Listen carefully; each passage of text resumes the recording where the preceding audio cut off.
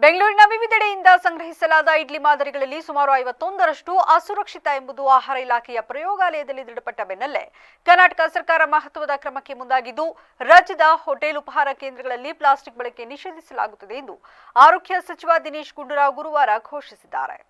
ಈ ಬಗ್ಗೆ ಮಾಹಿತಿ ನೀಡಿದ ಸಚಿವರು ಸುಮಾರು 251 ತಿಂಡಿ ಹೋಟೆಲ್ ಅಂಗಡಿಗಳಿಂದ ಸ್ಯಾಂಪಲ್ಸ್ ಪಡೆಯಲಾಗಿತ್ತು. ಅವುಗಳ ಪೈಕಿ 51 ಕಡೆ ಸಂಗ್ರಹಿಸಿದ ಸ್ಯಾಂಪಲ್ಸ್ ಅಸುರಕ್ಷಿತ ಎಂಬುದು ಪ್ರಯೋಗಾಲಯ ಪರೀಕ್ಷೆಯಲ್ಲಿ ದೃಢಪಟ್ಟಿದೆ. ಅವುಗಳಲ್ಲಿ ಕಾರ್ಸಿನೋಜೆನಿಕ್ ಅಂಶ ಪತ್ತೆಯಾಗಿದೆ. ಪ್ಲಾಸ್ಟಿಕ್ ಬಳಕೆಯಿಂದ ಇಡ್ಲಿಯಲ್ಲಿ ಕಾರ್ಸಿನೋಜೆನಿಕ್ ಅಂಶ ಸೇರಿದೆ.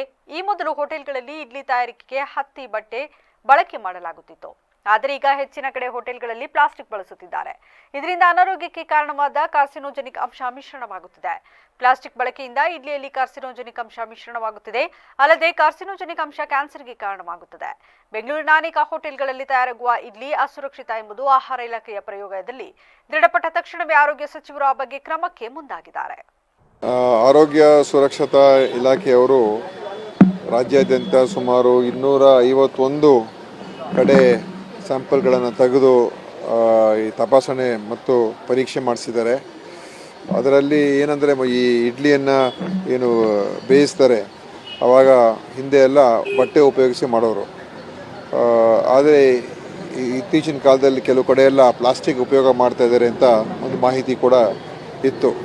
ಆ ಕಾರಣದಿಂದ ನಮ್ಮ ಇಲಾಖೆಯವರು ಎಲ್ಲ ಕಡೆ ಇದರ ಬಗ್ಗೆ ಹೋಗಿ ವಿಚಾರಣೆ ಮಾಡಿದ್ದಾರೆ. ಈ 251 ಏನು ಅವರು ಪರೀಕ್ಷೆ ಮಾಡಿರ್ತಕ್ಕಂಥ ಸ್ಥಳಗಳಲ್ಲಿ ಸುಮಾರು 52 ಕಡೆ ಈ ಥರದ ಒಂದು ಪ್ಲಾಸ್ಟಿಕ್ಕನ್ನು ಉಪಯೋಗಿಸ್ಕೊಂಡು ಅದನ್ನು ಬೇಯಿಸೋದಕ್ಕೆ ಮಾಡ್ತಾಯಿದ್ರು. ಇದು ಖಂಡಿತವಾಗಿಯೂ ಇದು ಅವರು ಮಾಡಬಾರ್ದು. ಯಾಕೆಂದರೆ ಪ್ಲಾಸ್ಟಿಕ್ಕು ಅದರಲ್ಲಿ ಕ್ಯಾನ್ಸರ್ ಬರ್ತಕ್ಕಂಥ ಅಂಶಗಳಿರುವಂಥದ್ದಿದೆ. ಅದು ಇಡ್ಲಿ ಒಳಗಡೆ ಸೇರ್ಕೊಳ್ಳುವಂಥದ್ದು ಆಗ್ತದೆ ಬೇಯಿಸುವ ಸಂದರ್ಭದಲ್ಲಿ.